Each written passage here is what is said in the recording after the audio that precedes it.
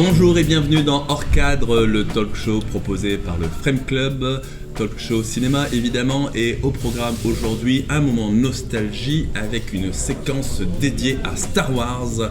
Il y a un épisode qui sort prochainement, vous le savez peut-être, alors on s'est dit que c'était une bonne occasion, voilà, autour d'une bière, d'un verre, au Lovibon, accueilli par Martin qui nous fait le plaisir de nous mettre ce sympathique bar lillois à disposition pour nos débats. Et j'ai autour de la table, quand je dis j'ai, c'est moi, Sébastien, à la présentation, et j'ai 4 fans de Star Wars qui vont participer à ce débat certainement animé. À ma gauche, Yann. Bonjour Yann. Bonjour. Bonjour à tous. Maxime. Bonjour. Bonjour Maxime. Bonjour Rémi. Bonjour. Et bonjour Jérémy. Bonjour. Alors je ne sais pas si ça se voit à l'écran, mais parmi nos 4 chroniqueurs, il y en a même certains qui ont la casquette, le t-shirt, et il y en a même un qui a des tatouages. Je vous laisserai trouver qui c'est, peut-être que ça se verra à l'écran, à la caméra.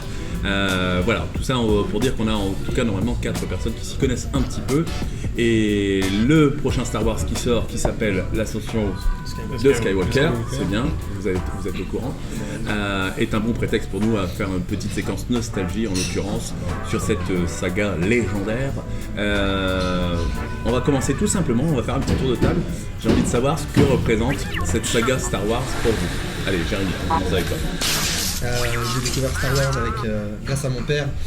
Ça fait plus de 20 ans, j'en ai 25. D'accord. Voilà, donc je suis un grand fan depuis toujours. J'ai découvert ça grâce à mon père et avec mon frère. Voilà, moi j'aime ça parce que ça me rappelle aussi la nostalgie du commencement quand j'ai découvert ça. C'est pour ça que je m'y attache aussi. C'est le côté nostalgie, mon enfance, tout ça, mon moment avec mon père et mon frère. Et depuis, j'ai pas lâché le morceau, on va dire, le train. Et j'adore toujours autant. Et ton père et ton frère sont fans aussi ? Ouais, bah je sais pas s'ils sont autant fans que moi, mais je sais que voilà, mon père, je continue à aller voir les films qui sortent juste avec mon père et mon frère. D'accord, quand je peux. ok. Oui, Donc le prochain, vous allez le voir ensemble certainement ? moi je vais aller le voir avec mon père, mon frère je sais pas s'il sera Ok. avec nous, je pense aussi. Bon, c'est une histoire de famille quoi. Bah voilà, c'est une histoire de famille, c'est ça. Ok. On peut dire que tu es Star Wars dans la peau aussi. C'est ça, oui, parce que je me suis Allez, fait, on va balancer, hein. C'est toi qui as je le me Star suis fait le un tatouage tatouage Star. un peu complet ici, et donc justement le deuxième tatouage c'est mon frère qui me l'a fait à l'aveugle. Donc moi j'étais pas au courant de ce qu'il me tatouait. Non. Et, il m'a tatoué Jar Jar Binks. Oh, ça c'est dur ça. Bah pas pour moi, ça c'est un personnage que j'apprécie. C'est vrai, énormément. tu fais partie de ceux qui aiment bien Jar Ouais, Jar. j'ai rien contre lui, c'est de l'acharnement gratuit. Après c'est peut-être une question de génération aussi, puisque t'es peut-être plus de la génération de la deuxième trilogie, Moi, et donc voilà, c'est ça. Mais moi j'avais pas les a priori des anciens. Quand l'épisode 1 est sorti, j'avais 5 ans. Ouais. Donc voilà, j'étais pas trop conscient de Donc pourquoi ce personnage était détesté. T'avais plutôt de la sympathie pour Jar C'est ça. Jar. Du Voilà, coup. il Ok, est pas de cool. regret pour le tatouage. Non, aucun. Ok, tu parles encore à ton frère. Je parle encore à mon frère, Ok. bien sûr. On va continuer le tour des tables pour savoir ce qui vous plaît particulièrement dans cette saga. Rémi, qu'est-ce qui te plaît toi ? Bah moi c'est une affaire de famille aussi, c'est mon tonton qui m'y a mis. D'accord. Puis, après j'ai continué dans mon coin, donc avec les Lego aussi, grand fan, les figurines et tout ça. Passionné des sabres laser. Ouais. J'aimerais vraiment apprendre à faire des combats au sabre laser. Je sais qu'il y a des écoles. Ouais, il y a des écoles, et tout ça, comment on appelle ça, escrime, Saberlighting, je pense, des écoles de Saberlighting. Ouais, ils ont des noms différents. Ouais. Mais voilà, moi c'est vrai que c'est peut-être le sabre laser qui marche. Est-ce que très tu bien. attends la sortie d'un vrai sabre laser, et est-ce que ça va exister un jour ça serait techniquement ? très dangereux, je pense. Ça serait très dangereux, mais il y a des fois des maladroit, donc Ouais. ça sera pas entre mes mains, ça c'est sûr. Ok. Je pense qu'il faudra une autorisation spéciale. Donc voilà, ce qui te plaît toi, c'est aussi visiblement ce côté jeu, jouet que tu as pu avoir quand tu étais C'est enfant, ça, les ouais, figurines. l'univers, puis pour moi c'est une sorte de, c'est un conte. Ouais. Et c'est les contes que moi j'avais, c'était Star Wars. D'accord. C'est ceux que j'ai plus accroché en tout cas, plus que le petit poussé. Ok. Voilà. Maxime, qu'est-ce qui t'a particulièrement accroché dans cette série ? Moi j'ai commencé pareil avec vous, un parent qui m'y emmène, et puis moi j'ai découvert d'abord par contre 4, 5, 6, contrairement à Jérémy, parce qu'il est diffusé en salle. J'ai découvert 4, 5, 6 aussi, ouais. Et après, c'est mon père qui m'a D'accord, découvert le 4, 5, parce 6. que comme tu avais dit que tu avais vu... Ouais, non, je sais, mais justement il nous a initiés au 4, 5, 6 Ok, depuis la naissance. cool. Et donc moi effectivement 4, 5, 6, du coup, excuse-moi, j'ai mal compris, hein, mais d'abord pour l'histoire, parce qu'effectivement on est jeune, on est enfant, donc on a l'impression d'être face à un univers qui est assez manichéen avec les gentils contre les méchants. Et ensuite, au fur et à mesure, ça a été de les revoir, les revoir, par passion, parce que vraiment l'univers, j'y avais accroché, et en fait de découvrir tous les niveaux de lecture qu'il y a dessus, aussi bien que ce soit sur des choses qui soient plus spirituelles que factuelles, et découvrir tout ça au fur et à mesure, ça fait réfléchir, que ce soit même sur le monde dans lequel on vit, puisque c'est très inspiré aussi au final des réalités qu'on a. Et voilà, un univers auquel on accroche, où on peut se reconnaître sur certaines choses, où on peut se questionner sur d'autres choses, et donc c'est pour ça que je suis effectivement un fan de cet univers-là. Donc toi, l'aspect philosophique, mythologique, mythologique, etc. Ça t'a bien parlé. C'est très important aussi, ouais. D'accord. Yann, qu'est-ce qui te plaît particulièrement dans cette saga ? Alors, je pense que déjà les trois on en a déjà beaucoup dit, c'est déjà pas mal. Après, effectivement, comme on a, je pense, ce point commun, c'est que ça a commencé dès l'enfance. Ouais. Moi, c'est vrai que je pense que dans mes souvenirs, on a commencé avec la prélogie des années 2000. Et puis voilà, ensuite, effectivement, il y a toute cette vague qui est arrivée, l'effet de mode. C'est vrai que c'est un univers assez féerique, coloré, science-fiction. C'est vrai qu'il y a de l'action, beaucoup d'action. Et effectivement, c'est tout cet aspect-là qui nous a plu, en tout cas, avec moi et aussi mon frère, avec qui j'ai beaucoup suivi. Ouais. Et par la suite, c'est là qu'on va rechercher aussi un peu plus dans le passé, avec la trilogie originale, et puis maintenant on essaie de voir comment ça peut aussi se développer sur cette nouvelle trilogie qui vient de sortir dans les années, à la fin des années 2010 maintenant, ouais. Bientôt 2020. Donc voilà, en tout cas, de gros changements. Je pense que aussi l'aspect, en tout cas, sur tout ce qui est effet visuel, est assez impressionnant aussi. C'est quand même des films qui ont aussi un gros budget. Je pense qu'aussi on a hâte de voir aussi les derniers films pour ça. D'accord. Voilà, en tout cas.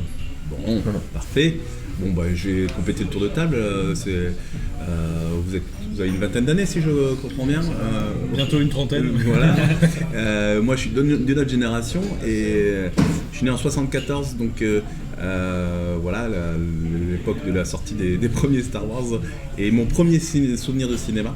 Alors ça peut paraître bizarre, mais je me souviens, mes parents m'ont emmené voir l'Empire contre-attaque en fait.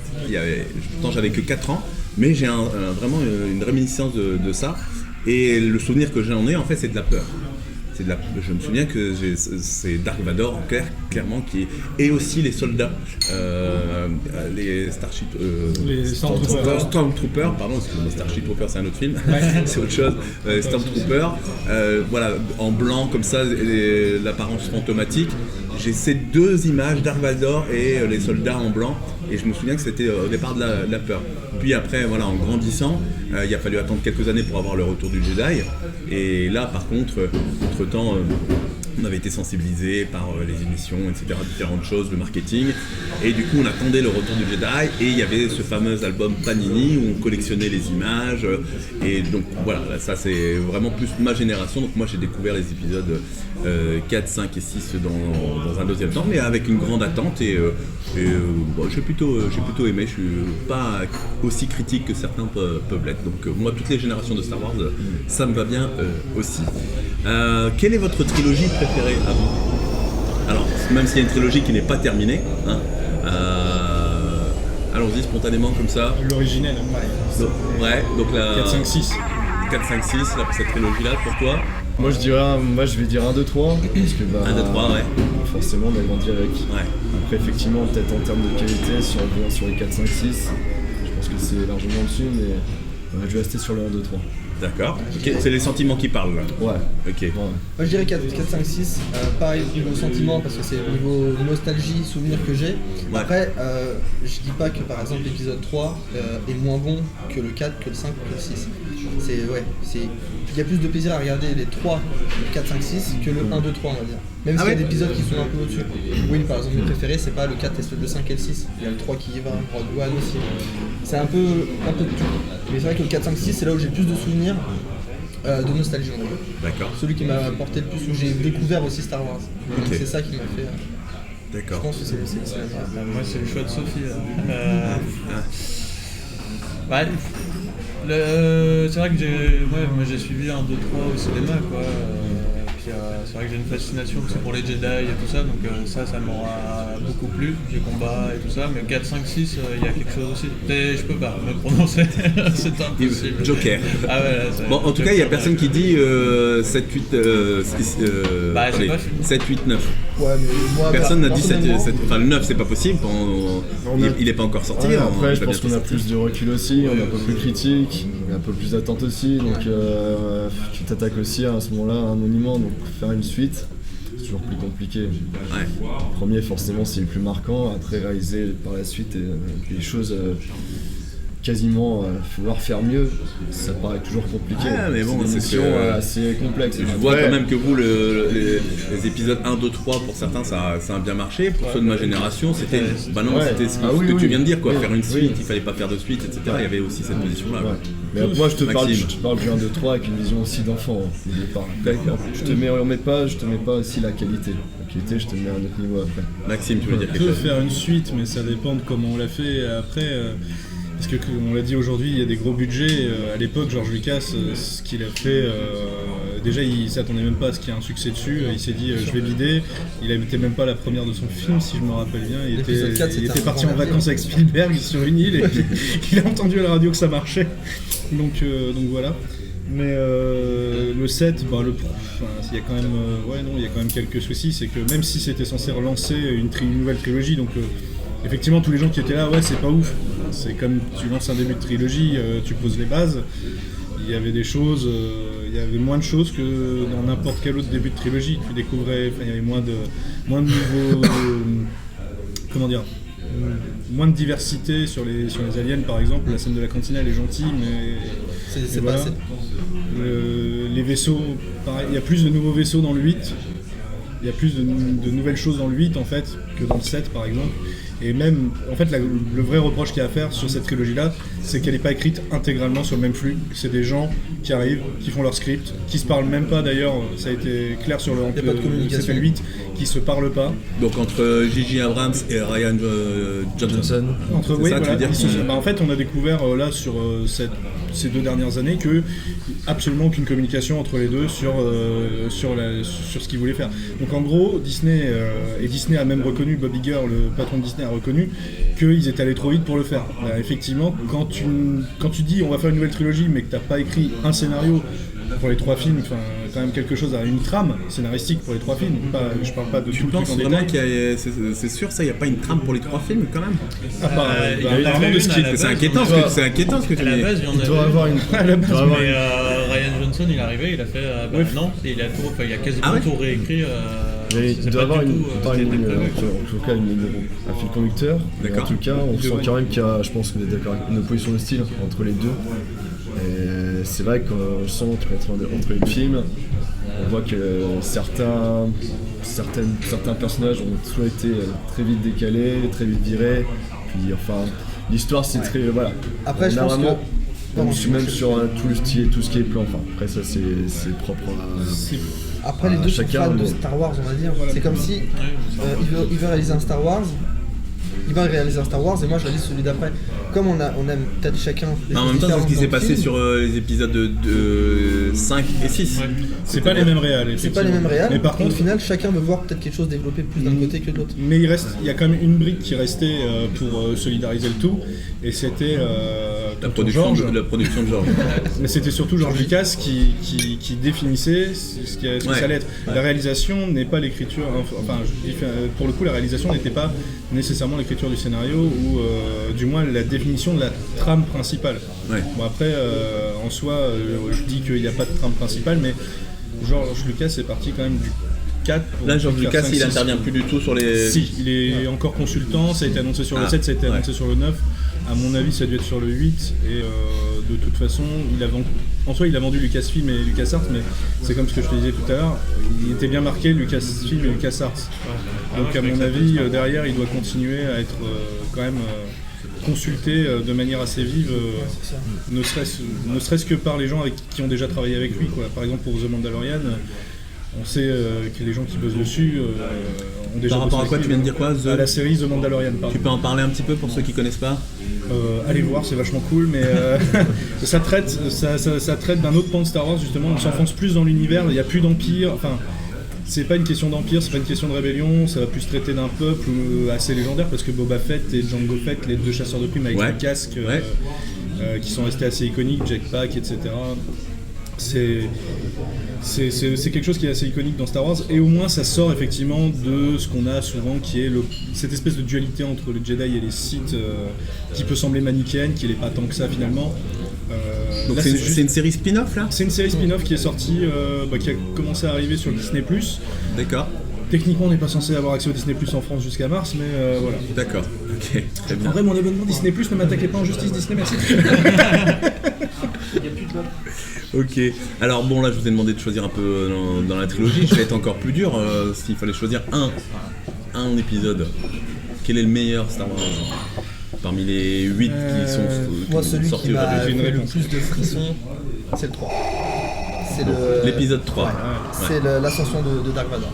Order Ouais. 66. C'est celui où... Avec la bataille finale entre Skywalker et Le combat Obi-Wan, Obi-Wan, Anakin, il est dantesque. la dernière scène, tout ça c'est en pleurer, c'est de la Magique. musique, c'est aussi les meilleures musiques pour moi elles sont dans le 3. Ouais. Il y a tellement de belles choses. Ah j'adore.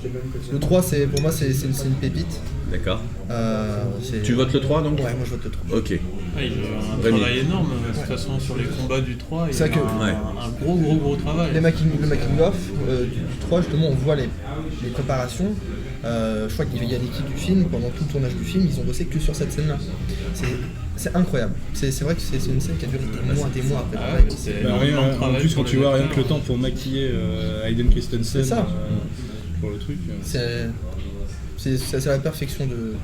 Alors et vous les garçons? Moi, préférés? instinctivement, je vais dire aussi le 3. Le 3, ouais. Là, c'est ce qui m'a mis tout de suite en tête. Par effectivement tout ce qui est aspect. On retrouve quand même l'ascension de Dark Vador. Le fait de le voir en armure, même s'il fait pas grand chose au final dedans. On le voit en armure. On le voit juste à la fin, mais c'est quand même c'est quelque chose, on sent quoi. C'est le début ce qui a lancé la première trilogie, quoi. Donc on se dit, c'est par là que ça a commencé. Donc ça, effectivement, ça donne quand même pas mal de frissons. Les duels, juste incroyables. Je pense qu'en plus, ils ont été récompensés, ils ont eu pas mal de récompenses. Ça reste je pense, un des duels les plus... C'est le plus long. le plus long. C'est le plus long de la trilogie, ouais, c'est de toutes les trilogies confondues. le plus long et qui a été, je crois, qui a reçu le plus de récompenses justement dans tout film de confondu. Donc c'est pas rien quand même. Et puis quand on voit le boulot, même quand on fait aussi la comparaison avec les derniers, on se dit que je pense que le taf était beaucoup plus poussé auparavant. Ok. Donc chapeau quand même pour cet épisode-là aussi. Ouais. Maxime? Empire contre-attaque. Parce que on parle de, justement, tu disais, c'est ce qui lance, c'est ce qui a lancé le 4, 5, 6, mais en fait ce qui va lancer vraiment la série, et ce qui avait été d'ailleurs hyper caché, hein, ils n'avaient pas fait la ligne de texte Je suis ton père. L'acteur qui jouait Vador donnait une autre réplique, et c'est au doublage, vu que c'était pas la voix de Dave Prohl qui jouait Vador. C'était redoublé derrière parce qu'on trouvait que la voix était pas assez grave, et en fait du coup la ligne de texte a été changée là-dessus, et ça a été un gros secret pendant le tournage. Et en fait moi, donc le 5, pourquoi? Déjà rien que dans les premières minutes du film, on voit le croiseur impérial et d'un coup une ombre qui passe au-dessus, on fait c'est quoi ça? Et tu vois le croiseur de Vador, cette espèce de truc gigantesque, tu vois la taille des réacteurs, t'as un frisson qui te parcourt la Chine, tu fais ah d'accord. Même à l'époque, même d'ailleurs l'étoile noire c'est rien pour moi. Je veux dire, quand l'étoile noire au final, il y a eu l'attaque, je m'en fous. Et tu te dis ça, par contre, quand tu l'attaques, tu fais comment? Il y a un point faible sur ce truc, comment ça se passe? Bon, dans le 6, oui, il y a un point faible. T'envoies un vaisseau dans le poste de commande et c'est bon. Mais pour revenir là-dessus, après ça, il y a cette fameuse révélation qui, pour moi, a tout enclenché. Ouais, dans l'Empire contre-attaque. Tu vois encore, il y avait une vidéo avec deux gamins, je sais pas si vous avez vu sur YouTube, c'était il y a quelques années, tu avais une vidéo des gamins qui étaient devant l'écran, et puis d'un coup, quand tu as la phrase qui arrive, tu vois les deux gamins qui commencent à être bouche bée, qui regardent le parent en train de filmer. C'est assez rigolo, parce que tu dis, putain, mais c'est la même réaction qu'on a eu nous à l'époque, c'est quoi? Et tout ce qu'il y a autour, découvrir des nouveaux Stormtroopers aussi, te dire qu'ils les adaptent, les quadripodes impériaux. Quand tu vois le mec qui regarde à la jumelle dans sa tranchée et tu vois un pied qui se pose, il dézoome, tu Il y a vois pas ça, mal tu fais d'innovation dans. quoi Il y a pas mal Oui, d'innovation. parce que Puis changement d'ambiance dans la neige, ça commence dans la neige. dans la etc. neige, t'as une grosse bataille, une vraie grosse bataille, et c'est pas dans l'espace. Là, c'est vraiment Ouais. des mecs. Ouais. La bataille dans la neige. Voilà. Et ton pareil, préféré, toi Le 5 aussi. C'est 5. Ok. Même si le 3, j'ai adoré les Ouais. combats et tout ça, mais le 5, c'est vraiment ce qui a lancé tout le potentiel de ce que peut être Star Wars. Ouais. Qu'est-ce qu'on peut faire avec cet univers. Quand ça a lancé les combats à grande échelle, les vrais combats au sabre laser, parce que le 4, c'était pas La confrontation des aussi. vrais échanges de coups. Ah bah, 5, le combat déjà du 4, plus c'est- puissant. Pareil, on suit en parallèle Luke, à côté Ouais. Han Solo et Leia, qui font leur aventure. Enfin, c'est vraiment, il y a tout le potentiel de Star Wars qui a été lancé. Même sur les univers avec les planètes, avant on avait eu que Tatooine et ensuite t'as eu l'étoile noire Ouais, t'as et les Yavin étoiles. un petit peu, mais là t'as quand même Hoth, donc une Dagobah. planète enneigée, Dagobah, un monde jungle marécageux où il y a personne, donc t'as vraiment des planètes vides aussi quoi. Et ensuite t'as Bespin, t'as une cité volante dans les nuages. Tu fais qu'est-ce que quoi Ah, moi je vous rejoins, pour moi c'est l'Empire contre-attaque aussi, mais j'avoue que l'épisode 3, j'hésite souvent avec celui-là. Parce que c'est aussi les retrouvailles, on va dire. On attend, quand il y a la prélogie, on se dit, on veut revoir un peu de 4, 5, 6. Donc on attend peut-être de voir Dark Vador. Et justement dans le 3, Ouais, de c'est vrai revoir qu'on dit, on Dark le connaît Vador. par cœur, mais on se dit, il est beau. L'argent est brillant, tout est magnifique. Donc, Puis alors on je est sais pas content si vous vous de souvenez, mais revoir. quand même en allant voir l'épisode 3, moi la question, dès l'épisode 1, l'épisode 2, je me suis dit mais comment ce petit garçon charmant va devenir Dark Vador? Qu'est-ce qui va se passer qu'est-ce qui va quoi? briller, ouais. Et, Sans sa crise d'adolescence. et dans l'épisode 3, même pendant l'épisode 3, je me disais mais on n'y est pas encore, il a pas encore basculé, mais voilà, à quel moment vraiment ça va se déclencher? Bon, pour le coup je trouve que ça va un peu vite là. Voilà, il y a quand même plus de la moitié du film où il est encore gentil, on va dire, Il y a une même partie dans le si deux qui il commence à être attiré, mais voilà, je trouve qu'il bascule un peu facilement. J'ai toujours trouvé ça. Ça tient à rien. Voilà. Bah après, dans la vraie vie en général, des fois, t'as des gens qui basculent. déclic. Il y a un déclic. Et c'est ce déclic-là. Et lui, c'était son attachement à Padmé. Quoi. Ouais. Et absolument pas la perdre. Ouais, c'est et il y ça. avait tout le, Oui, c'est par amour, le quelque rapport part. avec sa mère et tout ça. Enfin, ça lui revenait comme à la perte de sa mère. Il voulait vraiment pas la perdre. C'est vrai qu'ils ont une relation pas très, Il fait un pas complexe très de saine. Hein, on va dire. Histoire d'amour et puis aussi l'ascension vers le pouvoir tout simplement, le pouvoir qui attire aussi énormément et puis, Ouais. Il pouvait pas évoluer du côté qui pouvait convoitiser aussi. Et du côté obscur, on le disait Donc, de son côté. Il a fait une promesse avec le côté obscur, hein. C'est la différence. Parce qu'il a, clairement, je sais plus si c'est dans le 2 ou dans le 3, où il en parle quand même un petit peu à Yoda, en voulant savoir s'il peut à peu près savoir l'avenir, et Yoda lui dit non, on ne peut pas savoir l'avenir. Il me semble qu'il lui en parle un tout petit peu. Dans le 3, il parle Et donc, t'as Yoda, je peux pas savoir, désolé bro, on peut rien faire. Et à côté de ça, t'as Palpatine, ouais, non, monsieur Elmer, c'est bon, moi j'ai la technique, hein, tout va bien. J'ai la recette. Ouais. Tu connais Jésus, j'ai fait pareil. Alors quel est votre personnage préféré dans Star Wars? Est-ce qu'il y a un personnage vraiment auquel vous êtes particulièrement attaché? Je vais dire Dark Vador parce que voilà, c'est classique. Parce que moi je suis pro côté obscur. Donc, tout ce qui est autour de Dark Vador, j'adore. Mais sinon, C3PO et R2D2, le duo, Ah oui. c'est. T'aimes bien le duo? Oh ouais. Attachant. Ils me font rire. C'est un peu le fil rouge quand même dans tous les épisodes. Ouais, c'est ça. Je rigole énormément. Et puis, il les rend drôles. Enfin, ils sont drôles. Ils sont vraiment drôles. Et pour ça, j'ai vu dans la bande-annonce, on voit la scène de C3PO là. Je pense que c'est la scène qui va me faire un peu frissonner. Moi, je prépare déjà ma Yann. petite larme. Ouais, on est vraiment d'accord parce que moi je vais dire la même chose, Vador Ouais. aussi. Par Ok. respect vraiment, je pense, le plus grand méchant de tous les temps. Ouais. Sa prestance, sa façon de parler, de communiquer, enfin, à la fois sensible et en même temps cruel. C'est un méchant calme. Ouais, Mais- très C'est calme, ça. posé, Il arrive, qui c'est en un peu impose, ça, ouais. et Bah, qui le en impose dans le énormément. C'est ça. Et ça voilà, enfin, et puis sur les derniers, même dans les spin-offs, enfin, je cite notamment Rogue One, on retrouve, là je trouve qu'il a pris encore du galon quoi. Ils ont réussi à leur faire un film, un personnage qui Rogue One, c'est voilà. vrai que Alors, on dit que pour faire un bon film, il faut un bon méchant. Là, Star Wars nous offre Dark Vador. Par contre, dans les épisodes 7, 8 et 9, qu'est-ce que vous pensez du méchant ou des méchants? On a toujours cette présence de Vador dans les trois films parce qu'on en parle tout le temps, donc c'est quand même cette atmosphère-là en tout cas. Attends, dans les épisodes 7, 8 et 9, t'as la présence de Vador? T'as Le casque. casque, Oui. puis t'as cette atmosphère qui est toujours, même avec la musique, toujours présente, enfin on sent quand même qu'il y a eu il a marqué en tout cas les générations fantôme, précédentes, son fantôme est toujours présent. Ouais. On voit quand même que Ben Solo, alias Kylo Ren, est un fanatique en tout cas de ce personnage. Donc c'est vrai que c'est ça qui rend ça encore le... Vas-y Maxime. Oui. Non mais vas-y, finis parce que... Donc non, en tout cas oui, pour revenir après sur les nouveaux méchants de cette nouvelle trilogie, il y a des choses intéressantes. Je pense que l'aspect de remettre en tout cas cette armure, alors après ils ont peut-être essayé aussi de copier. Donc après on comprend pas toujours l'utilité de cette armure. Enfin moi j'ai toujours pas compris l'utilité de vraiment cette armure là. Apparemment peut-être pour peut-être imposer de la terreur et puis voilà ce côté sombre aussi pour marquer le côté obscur, ce qui est toujours présent. On a un leader, suprême leader Snoke, qui au départ je trouvais dans le set était un super personnage très. On le voit, il en impose sur sur les images de. Comment on appelle ça sur l'hologramme, les hologrammes. Alors là, on voit qu'il est très géant, il a une voix très très grave aussi. On se dit, purée, ça va être un personnage très badass. Et c'est vrai que dans le 8, on l'aperçoit vite fait. Et puis bon, la mort finalement, elle ressemble pas à grand chose quoi.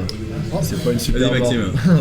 Je suis pas d'accord. Moi, le 8, je l'ai vraiment très bien reçu pour le coup. Je fais partie de cette petite catégorie. Je parle pas du 8 en disant que c'est mauvais. On parle juste des méchants.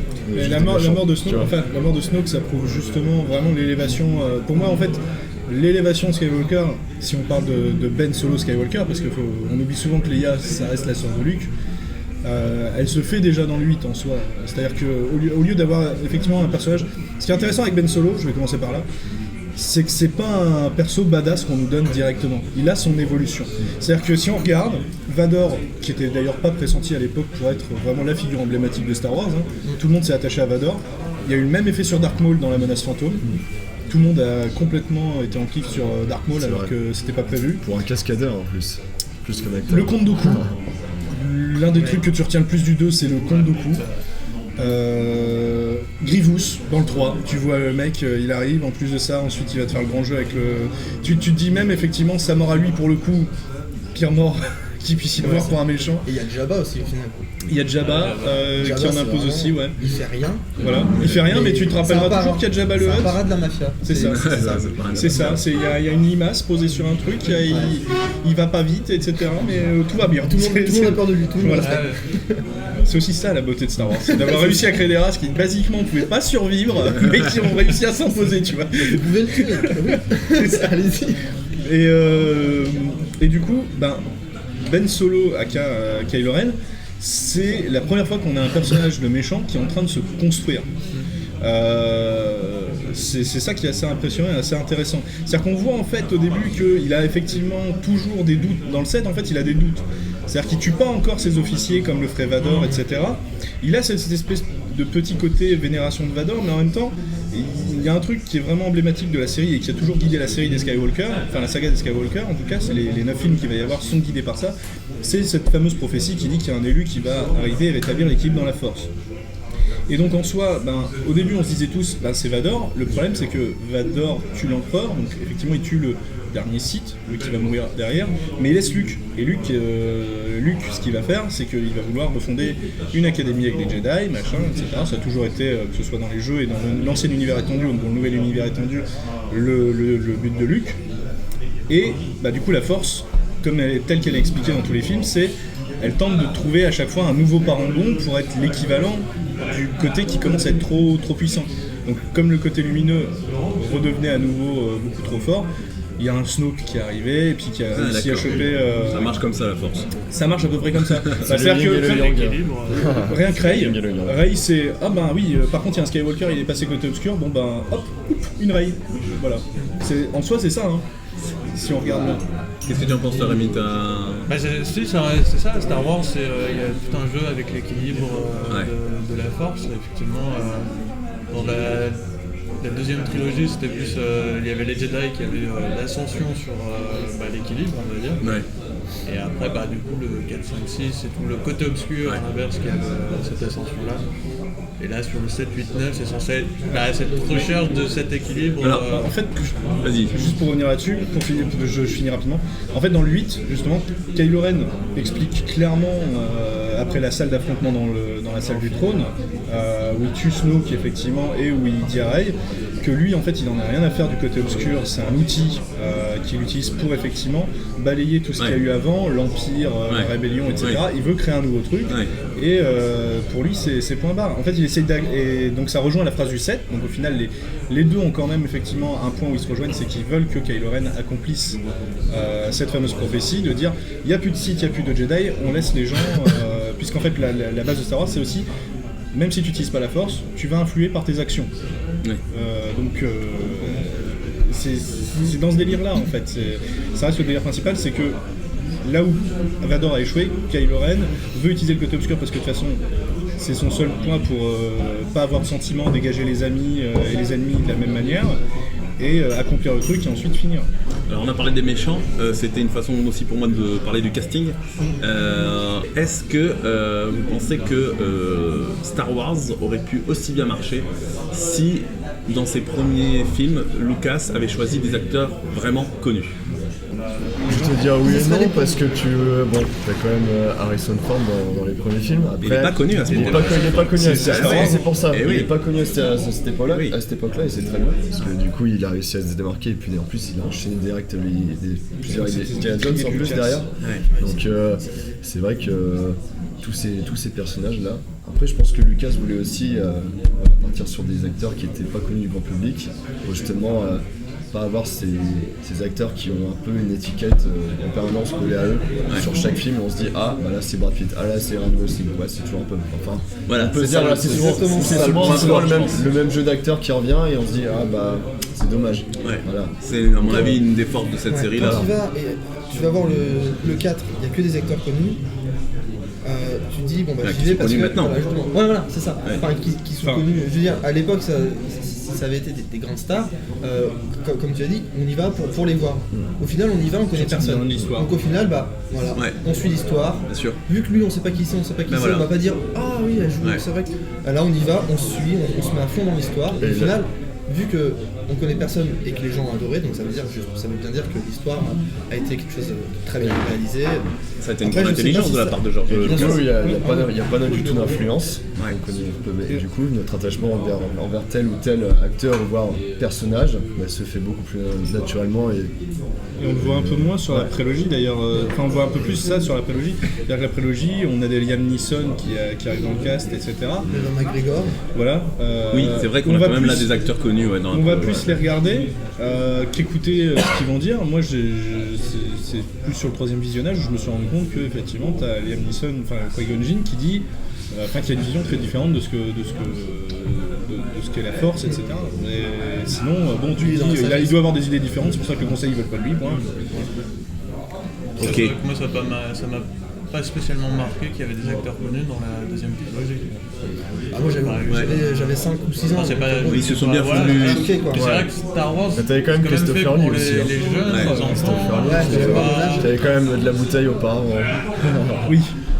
Donc ça a surtout bien marché, c'est vrai, sur les épisodes 4, 5, 6, vraiment où là les acteurs n'étaient pas connus. C'est vrai que dans la prélogie, on trouve quelques acteurs qui ont bien su se fondre dans le décor quand même, mais en effet, on peut penser à Liam Neeson, à Obi-Wan Kenobi ou à Christopher Lee. Il n'y a pas de ah tiens, c'est lui.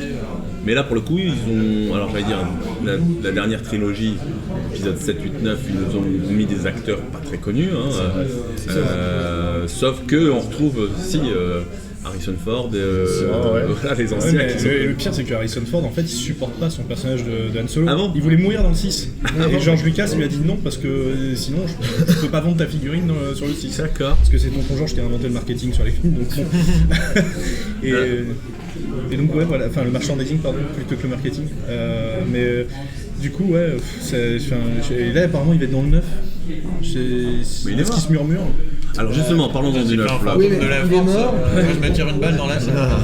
Alors sans spoiler, hein, parce que voilà, on va essayer de pas spoiler, mais qu'est-ce que vous attendez un petit peu vous de ce 9? Qu'est-ce que vous espérez? Est-ce que vous êtes impatient d'aller le voir? Moi, sur ce que j'ai vu de la bande-annonce, je m'attends à déjà une bataille gigantesque. Ouais. Parce qu'on voit dans la bande-annonce à travers les nuages et les éclairs là, des centaines de vaisseaux impériaux. Un bordel monstre. Donc je m'attends vraiment à quelque chose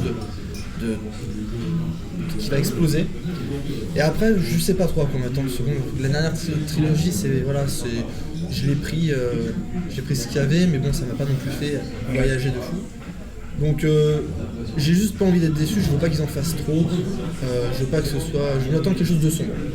Tu t'attends à quelque chose de sombre. Et à la fin, bon bah c'est la fin. Soit ça se termine bien, soit ça se termine mal. Mais pas un truc à la Disney. Alors il n'y aura pas une fin ouverte parce qu'il parle quand même de faire une 4ème trilogie. Alors, hein. alors apparemment cette 4ème trilogie elle va pas toucher au Skywalker et on sait pas encore où elle se place, etc. Mais c'est censé être, de ce qui a été dit et confirmé par Lucas et Disney, par donc Lucasfilm et Disney, ça n'a rien à voir, donc on retrouvera pas, on n'est pas censé retrouver ces acteurs, ni des trucs en rapport. Donc je m'attends à quelque chose de bien fait, bien monté, vu que voilà, l'épisode 3 c'était le dernier de la prélogie, c'était un chef-d'œuvre. J'espère que voilà, ils vont pas faire n'importe quoi. Je suis un peu tendu. Un peu tendu. Voilà. Moi je t'avoue que j'ai découvert la bande-annonce, j'étais... Voilà, ma réaction à la fin de la bande-annonce, c'est... Pourquoi il y a le rire de Palpatine? Pourquoi il y a l'étoile noire? Littéralement, On voit l'étoile noire dans la bande-annonce? Ouais. Ah oui, non mais pour pas la voir, c'est compliqué. Ah oui, les ruines. Logiquement, quand ça Les ruines de explose, l'étoile. non mais le pire c'est qu'il y a des gens qui me disent oui mais c'est logique, il reste des débris après l'explosion. Alors des débris, oui, mais C'était déjà le cas mais c'était déjà le cas entre l'épisode 4 et le 5, hein. C'est-à-dire qu'à la fin de l'épisode 4, c'est pas la même. Normalement, c'est pas la même étoile noire. Non, c'est pas la même. Il y a l'étoile de la mort. En fait, d'ailleurs, il y a deux noms pour les différencier. D'accord. T'as l'étoile noire et l'étoile de la mort. D'accord, mais ce que je veux dire, c'est entre c'est le la 4 et le deuxième. 5, elle est censée avoir complètement explosé en fait. Oui, donc Et pourtant, dans l'Empire contre-attaque, tu la retrouves. Non mais c'est parce que c'est une autre. Et en fait ils ont construit une deuxième dans leur délire, c'est l'Empire, hein, ils ont du fric. Sauf pour les chasseurs taille, sauf pour les TIE Fighters où t'es obligé de porter un masque respiratoire parce que c'est pas sécurisé. Ok, et bien on va terminer comme ça. Tu es impatient d'aller voir le prochain épisode aussi? Ouais, bien sûr, mais après je suis d'accord, c'est vrai que on s'attend éventuellement, c'est sûr et certain, il y aura une bataille, une très grosse bataille, forcément, il faut qu'il y ait un feu d'artifice à en donner aussi. Après, je sais pas si effectivement, comme tu disais, il y aura une ouverture où justement ils vont encore pouvoir continuer à tirer le filon derrière. Après, voilà, ça reste. C'est là où on va voir, effectivement, c'est un business, donc on va voir si par la suite ils vont pas encore continuer, tirer, parce que là c'est Disney en plus qui a racheté, donc tous les produits dérivés à côté, je pense qu'ils vont encore essayer d'aller un peu plus loin. On a les séries qui vont arriver de plus en plus, je pense le Mandalorian. C'est un filon sans fin quoi. Le Mandalorian est Inépuisable. aussi celle qu'on attend le plus, je pense que c'est celle avec Obi-Wan Kenobi aussi. Ils vont nous mettre une dernière scène à la fin du générique, ça se trouve. Ils vont nous... Ah oui, il y a des chances. J'espère pas. C'est un filon, mais c'est comme Marvel a été un filon, tu vois, et je trouve que... c'est pas parce que Disney rachète qu'il décide. Moi j'avais très peur de ça à la sortie du 7, je me suis dit bon ça va... À la sortie du 7, je me suis dit bon ça va, j'ai découvert Rogue One. J'étais super content. En plus, il y a des personnages c'est ce que je te disais tout à l'heure en off. T'as 8 personnages qui meurent dans Rogue One. Les 8 héros meurent dans Rogue One. Désolé pour les gens que je spoil, mais c'est une bonne chose au final. Mais voilà, c'est des. Ouais, ça c'était assez étonnant. Disney en soi, ils ont même reconnu qu'ils l'ont fait trop vite cette trilogie. Donc ouais, il va falloir la prendre comme l'erreur de passage, l'erreur de passation, on va dire. Moi, encore une fois, c'est pareil, vous me parlez de grosses batailles, j'ai une question. À la fin du 8, dans le postulat, donc même quand tu réalises le 9, on me dit qu'il n'y a plus personne et qu'ils n'ont plus beaucoup de vaisseaux. Elle sort d'où la flotte rebelle, s'il vous plaît? Elle sort d'où? Eh bien, pour le savoir, il faudra aller au cinéma voir le prochain épisode de Star Wars. Il y a pas mal de questions qu'on peut se poser, en effet. Et écoute, tu auras les réponses. On se fera peut-être une prochaine émission sur le sujet. Ce sera une nouvelle édition à ce moment-là de Hors Cadre. Là, c'était un Hors Cadre spécial nostalgie, spécial Star Wars. Nous étions au Lovibon, le sympathique bar de Martin, avenue de la Liberté. Allez-y, on fait un peu de pub, on y va. Pour le Lovibon. Et je vous remercie les garçons pour votre participation. Merci Yann. Merci à toi. Merci Maxime. De rien, merci. Merci Rémi. Merci. Et merci Jérémy. De rien, merci à tout le monde. Pour avoir les réponses à toutes les questions qu'on se pose sur le prochain épisode, eh bien, il faudra aller au cinéma, évidemment. Et j'ai cru comprendre que vous iriez voir ce prochain épisode. Avec une camisole. On fera peut-être une prochaine émission sur le sujet. Ce sera une prochaine édition de Hors Cadre. Merci au Lovibon de nous avoir accueillis dans ce cadre chaleureux. On se retrouve bientôt pour une prochaine édition de Hors Cadre. Et allez au cinéma. Que la force soit avec vous. Que la force soit avec vous.